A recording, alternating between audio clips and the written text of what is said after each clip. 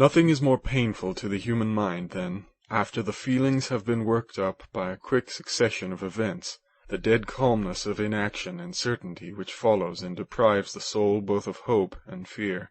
Justine died. She rested, and I was alive.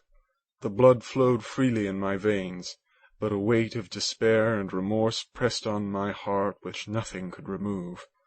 Sleep fled from my eyes. I wandered like an evil spirit, for I had committed deeds of mischief beyond description, horrible, and more, much more, I persuaded myself, was yet behind. Yet my heart overflowed with kindness and the love of virtue. I had begun life with benevolent intentions, and thirsted for the moment when I should put them in practice and make myself useful to my fellow beings. Now all was blasted. Instead of that serenity of conscience which allowed me to look back upon the past with self-satisfaction, and from thence to gather promise of new hopes, I was seized by remorse and the sense of guilt, which hurried me away to a hell of intense tortures such as no language can describe. This state of mind preyed upon my health, which had perhaps never entirely recovered from the first shock it had sustained. I shunned the face of man. All sound of joy or complacency was torture to me.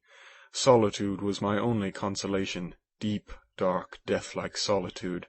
My father observed with pain the alteration perceptible in my disposition and habits, and endeavored by arguments, deduced from the feelings of his serene conscience and guiltless life, to inspire me with fortitude and awaken in me courage to dispel the dark cloud which brooded over me. "Do you think, Victor," said he, "that I do not suffer also? No one could love a child more than I love your brother." Tears came into his eyes as he spoke. "But is it not a duty to the survivors that we should refrain from augmenting their unhappiness by an appearance of immoderate grief? It is also a duty owed to yourself, for excessive sorrow prevents improvement or enjoyment, or even the discharge of daily usefulness, without which no man is fit for society." This advice, although good, was totally inapplicable to my case. I should have been the first to hide my grief and console my friends, if remorse had not mingled its bitterness, and terror its alarm, with my other sensations. Now I could only answer my father with a look of despair, and endeavor to hide myself from his view. About this time we retired to our house at Bellerive. The change was particularly agreeable to me. The shutting of the gates regularly at 10 o'clock, and the impossibility of remaining on the lake after that hour, had rendered our residence within the walls of Geneva very irksome to me. I was now free. Often, after the rest of the family had retired for the night, I took the boat and passed many hours upon the water. Sometimes, with my sails set, I was carried by the wind, and sometimes, after rowing into the middle of the lake, I left the boat to pursue its own course, and gave way to my own miserable reflections. I was often tempted, when all was at peace around me, and I the only unquiet thing that wandered restless in a scene so beautiful and heavenly, if I, except some bat or the frogs, whose harsh and interrupted croaking was heard only when I approached the shore, often, I say, I was tempted to plunge into the silent lake, that the waters might close over me and my calamities forever. But I was restrained, when I thought of the heroic and suffering Elizabeth, whom I tenderly loved, and whose existence was bound up in mine. I thought also of my father and surviving brother. Should I, by my base desertion, leave them exposed and unprotected to the malice of the fiend whom I had let loose among them? At these moments I wept bitterly, and wished that peace would revisit my mind, only that I might afford them consolation and happiness. But that could not be. Remorse extinguished every hope. I had been the author of unalterable evils, and I lived in daily fear lest the monster whom I had created should perpetrate some new wickedness. I had an obscure feeling that all was not over, and that he would still commit some signal crime, which by its enormity should almost efface the recollection of the past. There was always scope for fear so long as anything I loved remained behind. My abhorrence of this fiend cannot be conceived. When I thought of him I gnashed my teeth, my eyes became inflamed, and I ardently wished to extinguish that life which I had so thoughtlessly bestowed. When I reflected on his crimes and malice, My hatred and revenge burst all bounds of moderation. I would have made a pilgrimage to the highest peak of the Andes, could I when there have precipitated him to their base. I wished to see him again, that I might wreak the utmost extent of abhorrence on his head and avenge the deaths of William and Justine. Our house was the house of mourning. My father's health was deeply shaken by the horror of the recent events. Elizabeth was sad and desponding. She no longer took delight in her ordinary occupations. All pleasure seemed to her sacrilege toward the dead. Eternal woe and tears, she then thought, was the just tribute she should pay to innocence so blasted and destroyed. She was no longer that happy creature who in earlier youth wandered with me on the banks of the lake and talked with ecstasy of our future prospects. The first of those sorrows which are sent to wean us from the earth had visited her, and its dimming influence quenched her dearest smiles. "When I reflect, my dear cousin," said she, "on the miserable death of Justine Moritz, I no longer see the world and its works as they before appeared to me. Before I looked upon the accounts of vice and injustice that I read in books or heard from others as tales of ancient days or imaginary evils. At least they were remote and more familiar to reason than to the imagination. But now misery has come home, and men appear to me as monsters thirsting for each other's blood.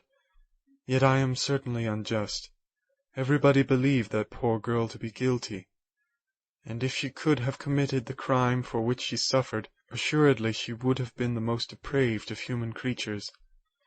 For the sake of a few jewels, to have murdered the son of her benefactor and friend, a child whom she had nursed from its birth, and appeared to love as if it had been her own.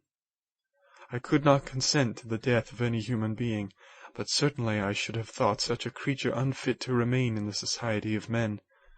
But she was innocent. I know, I feel she was innocent.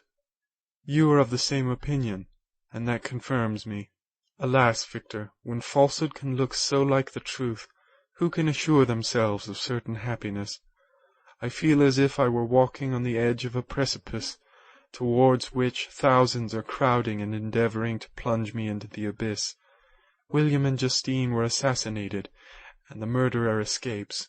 He walks about the free world, and perhaps respected. But even if I were condemned to suffer on the scaffold for the same crimes, I would not change places with such a wretch." I listened to this discourse with the extremest agony. I, not in deed, but in effect, was the true murderer. Elizabeth read my anguish in my countenance, and kindly taking my hand, said, "My dearest friend, you must calm yourself. These events have affected me, God knows how deeply, but I am not so wretched as you are. There is an expression of despair, and sometimes of revenge, in your countenance that makes me tremble. Dear Victor, banish these dark passions. Remember the friends around you, who centre all their hopes in you. Have we lost the power of rendering you happy? Ah, while we love, while we are true to each other, here in this land of peace and beauty, your native country, we may reap every tranquil blessing. What can disturb our peace?" And could not such words from her whom I fondly prized before every other gift of fortune suffice to chase away the fiend that lurked in my heart? Even as she spoke, I drew near to her, as if in terror, lest at that very moment the destroyer had been near to rob me of her. Thus not the tenderness of friendship, nor the beauty of earth, nor of heaven, could redeem my soul from woe. The very accents of love were ineffectual. I was encompassed by a cloud which no beneficial influence could penetrate. The wounded deer, dragging its fainting limbs to some untrodden brake, there to gaze upon the arrow which had pierced it, and to die, was but a type of me.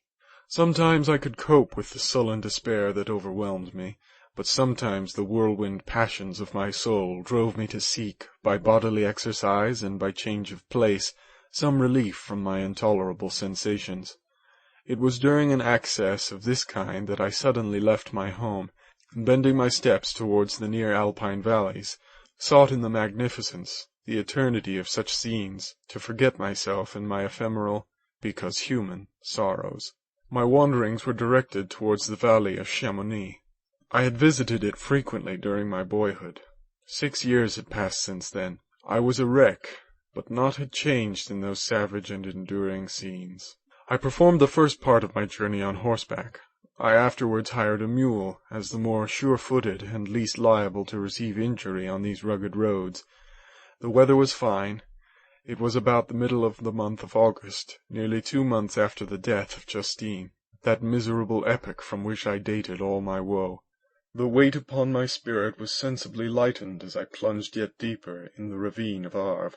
The immense mountains and precipices that overhung me on every side, the sound of the river raging among the rocks, and the dashing of the waterfalls around spoke of a power mighty as omnipotence, and I ceased to fear or to bend before any being less almighty than that which had created and ruled the elements, here displayed in their most terrific guise. Still, as I ascended higher, the valley assumed a more magnificent and astonishing character. Ruined castles hanging on the precipices of piny mountains, the impetuous Arve, and the cottages every here and there peeping forth from among the trees formed a scene of singular beauty. But it was augmented and rendered sublime by the mighty Alps, whose white and shining pyramids and domes towered above all, as belonging to another earth, the habitations of another race of beings. I passed the bridge of Pelissier, where the ravine which the river forms opened before me, and I began to ascend the mountain that overhangs it. Soon after I entered the valley of Chamonix. This valley is more wonderful and sublime, but not so beautiful and picturesque as that of Cerveau, through which I had just passed. The height and snowy mountains were its immediate boundaries, but I saw no more ruined castles and fertile fields. Immense glaciers approached the road. I heard the rumbling thunder of the falling avalanche and marked the smoke of its passage. Mont Blanc, the supreme and magnificent Mont Blanc, raised itself from the surrounding Aiguilles, and its tremendous dome overlooked the valley. A tingling, long-lost sense of pleasure often came across me during this journey. Some turn in the road, some new object suddenly perceived and recognized, reminded me of days gone by, and were associated with the light-hearted gaiety of boyhood. The very winds whispered in soothing accents, and maternal nature bade me weep no more. Then again the kindly influence ceased to act. I found myself fettered again to grief and indulging in all the misery of reflection. Then I spurred on my animal, striving so to forget the world, my fears, and more than all, myself. Or, in a more desperate fashion, I alighted and threw myself on the grass, weighed down by horror and despair. At length I arrived at the village of Chamonix. Exhaustion succeeded to the extreme fatigue both of body and of mind which I had endured. For a short space of time I remained at the window, watching the pallid lightnings that played above Mont Blanc, and listening to the rushing of the Arve, which pursued its noisy way beneath. The same lulling sounds acted as a lullaby to my too keen sensations. When I placed my head upon my pillow, sleep crept over me. I felt it as it came and blessed the giver of oblivion. End of chapter 9.